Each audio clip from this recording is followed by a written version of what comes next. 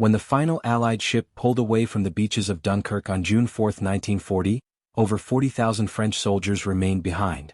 These men, who had fought valiantly alongside British forces to delay the German advance, were not forgotten in spirit, but their fates were tragic, complex, and often overlooked in the broader narrative of the Dunkirk evacuation.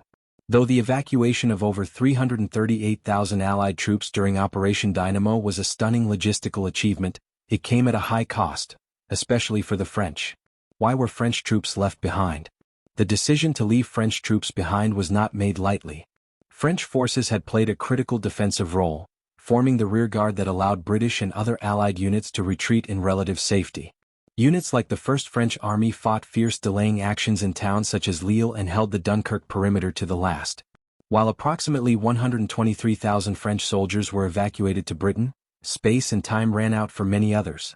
As the evacuation drew to a close, many French units were still fighting or defending strategic positions. Their orders were clear: hold the line no matter the cost. In many cases, these soldiers stayed behind voluntarily, knowing that their sacrifice would ensure the escape of thousands more. Capture and imprisonment.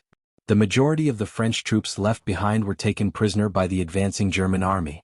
Over the course of the Battle of France, roughly 1.8 million French soldiers became prisoners of war, POWs, one of the largest groups of captured troops in World War II.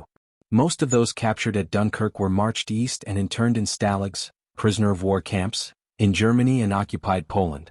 Conditions varied, but for many life was harsh. Poor rations, cold barracks, and forced labor were common. Officers were generally treated under the Geneva Conventions, but enlisted men were often put to work in agriculture, construction, and industry. Some French POWs were held for the duration of the war, up to 5 years in captivity. Attempts to escape and resist.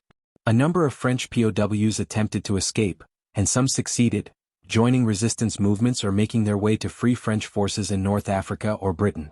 Others engaged in acts of sabotage or helped Allied escapees once back in France. In some camps, captured French soldiers became key figures in building morale, organizing educational programs, or even forming underground resistance networks. The Vichy government's role. The Vichy regime, which collaborated with Nazi Germany, made limited efforts to secure the release of POWs, often favoring certain groups over others.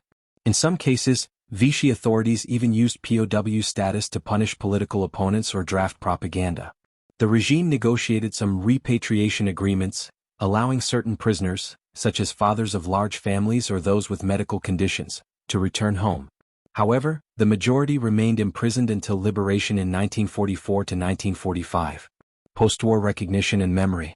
For decades, the experience of the French soldiers who stayed behind at Dunkirk remained underrepresented in public memory, overshadowed by the dramatic success of Operation Dynamo and the broader narrative of liberation.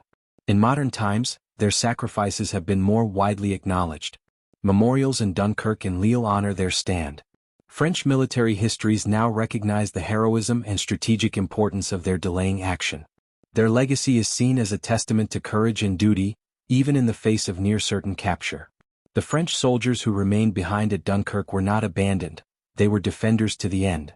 Their bravery under fire bought precious hours for the escape of thousands and stands as one of the most honorable sacrifices in the early days of World War II. Though many spent years in captivity, their actions helped ensure that France could one day fight again, and ultimately be free.